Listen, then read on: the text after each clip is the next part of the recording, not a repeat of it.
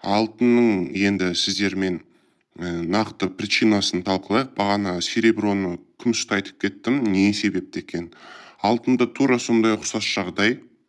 Бұл жерде күмісте шикізат болса, промышленность деген зат бар. Промышленность дейді, ол қалай қазақша мен точно білмеймін қалай екен. Өндіріс па? Өндіріс примерно. Күміс өндіріс қауіпсіздігі болса, алтын қаржы қауіпсіздігі. Енді бұл жерде причинасын айтып кетейік. Бұл жерде де Қытай мен Американың текетіресі. Бағаның осындай болып кетуі, графиктің осылай өзгеруі, тікелей Америка мен Қытайдың бір-бірімен текетіресі. Неге алтын қазір мынандай бағада? Инвесторлар на пике деп жатады, қазір осындай 5500-ге барды кезінде. Қазір коррекция болды, қайттан көтеріліп, бір түсіп, бір көтеріліп жатыр. Қазіргі бағасы $5042. Мысалға, бір жылдың ішінде баға 70%-ға өсіп отыр. Бір жылдың ішінде. Енді Нацбанктың несіне данныйына қарайтын болсақ, 1 грамм алтын Нацбанкта 76.435 теңгені құрап отыр жыл басынан бері.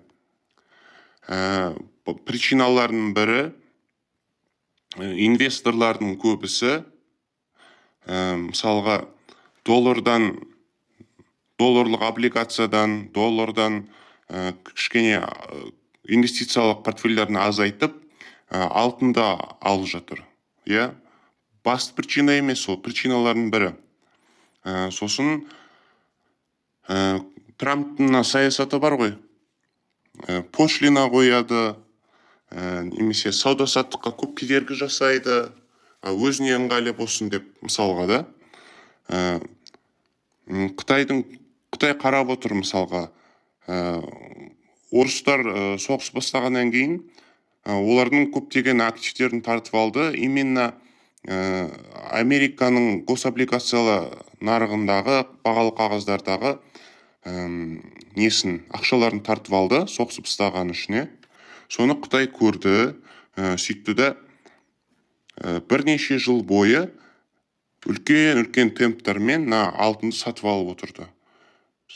Баға сәл түседі, сатып алады, баға сәл түседі, сатып алады, көрдіңіздер ме?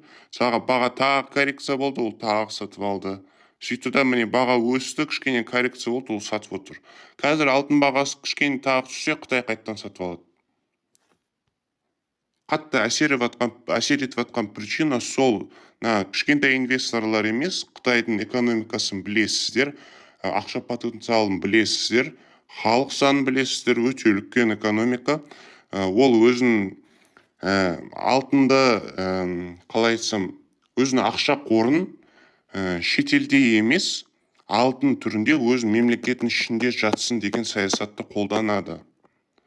Сол саясатты қолданып, ол алтынды сатып алады үлкен көлемдерде, объемдары үлкен. Свечаны өздерін қараңыздар, неқта үлкен объемдар жатыр. Америкаға ол тиімсіз. Түсіндіңіздер ме?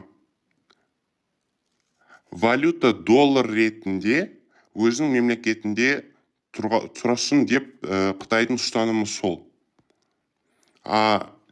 Америка оған қарсы шығып, мен долларым құнсыздан, қазір доллар бағасы түсіп жатыр ғой, доллардың да бағасы түсуі сол себептен. Мысалға, Америкаға ол тиімсіз, доллардың бағасы арзан тұрған. Оған доллардың қымбат тұрғаны тиімді. Неге өйткені сол долларды печатать етіп шығарып отырғаны өзі. Ол одан ақша тауып отыр ғой. Мысалға қарайтын болсақ те. Сол үшін осындай металдарды сатып алу арқылы өзінің қаржы экономикалық саясатын Қытай қорғап отыр. Бұл ары қарайда, былайша айтқанда, американский горки дейді. Сондай болады. Бұны арасында енді чисто везениемен пайда тауып қалам десеңіздер, өздеріңіз көріңіздер. Негізінен жорамал бойынша жыл соңына дейін болмаса осы жылы немесе 27-ші жылы алтын бағасы $6,000 жетіп қалу деген прогноз бар бір унциясына. Бірақ ол жорамалдан бөлек Трамп күмістегідей алтында бағасын түсіріп жіберуге тырысады деген жорамал. Біз енді нақты 100% айта алмаймыз ғой, мынандай болады деп. Сол үшін Америка мен Қытайдың текетіресі, соның арасындағы жаңалықтарға байланысты алтын мен күміс коррекция болып отырады. Соны бақылап отырасыздар. Инвестиция жасағанда кішкене жаңалық оқып, қайда не істеп жатырмын деп былай қарап қойыңыздар.